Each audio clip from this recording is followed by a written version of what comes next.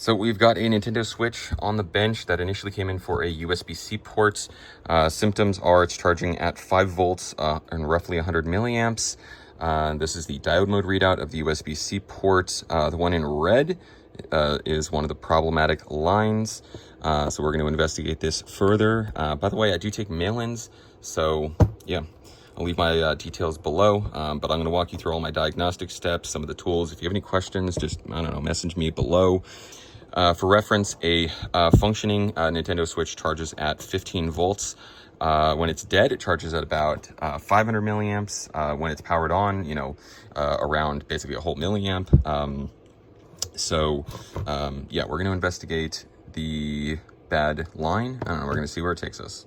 So one of the things I like to do first is to determine what our battery voltage is at, and then also if we have a charging problem or a boot problem, because those are two completely different things.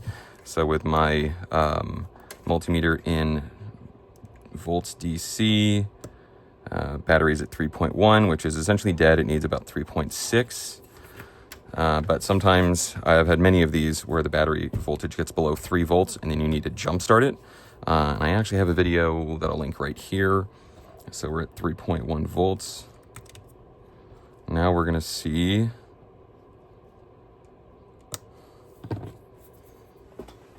This is a very handy diagnostic tool that allows you to not have to, plug in a resistor and do some of the crazy stuff that you have to do, or that you used to have to do. So that's good. There we go, error code 2101. A plug repair wiki, because it has helped me out a ton. But it's exactly what I thought it was. Pin 5, the one that was bad, goes straight to M92, which is this chip right here. So we're going to replace that and then test it again. So this is our chip in question. Note the orientation dot. So our port is off to the right. If you put it in the wrong orientation, it will not charge. But yeah, so we're going to probe around in diode mode, which means red probe is on ground. And then we're just going to probe different parts. So yeah, I've seen many that are like this. This is supposed to be, like this capacitor right here. It has a reading of about 353. And this one is like 0.09, 0.06. So these two are shorted. So yeah, we're going to pull the chip. For anyone that wonders, I'm using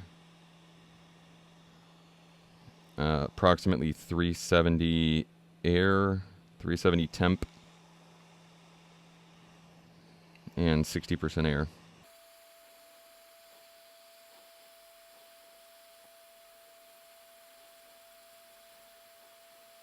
So we see some of these pins starting to turn, like these ones on the left. These ones still need to turn. You can see them turning liquid. And then there's a pretty decent sized ground plane underneath. So I gotta heat this for just a little while longer. There we go. If you can sort of jiggle it, that means it's ready.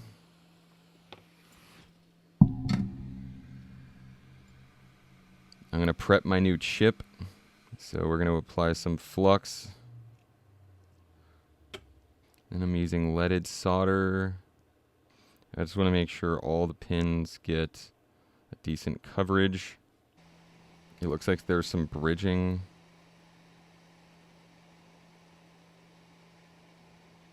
On some of those pins below. So now that my chip is ready. So once again, in diode mode, red probe on ground, we're going to probe this same component, which is not shorted. I mean, it says, oh well, because it's not connected to anything. But if, let's just say this was shorted and you heard a beep like I did last time, then that would tell me that the capacitor is the problem, or like a capacitor or a component on that line. But yeah, I'm fairly confident. So let's install our chip. Now, there was enough surface tension for the original chip. Well, obviously it was soldered onto the board, so I could be really close with my hot air. This time around, there's not, so we need to start from the, you know, kind of higher up.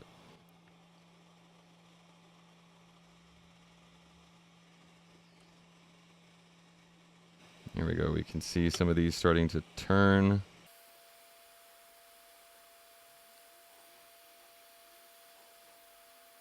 Here, I'll call that good. One more time in diode mode. Here we go. So before these were shorted, now they're reading roughly 300.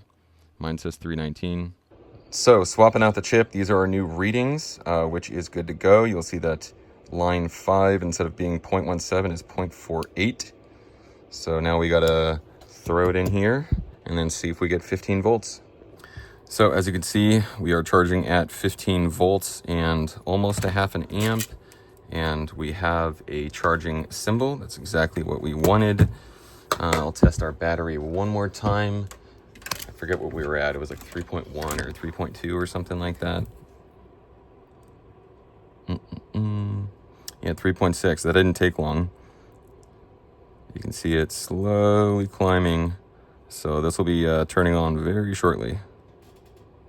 So that's what we're looking for. Powered on, 1%. So this repair is officially a success. If you have any questions or comments, anything that I did, I don't know, diagnostic tools, methods, whatever, you have a question about a mail-in or you want to send me something, I also buy stuff like this. So if you'd rather not repair it and you just want to sell me your broken one, message me.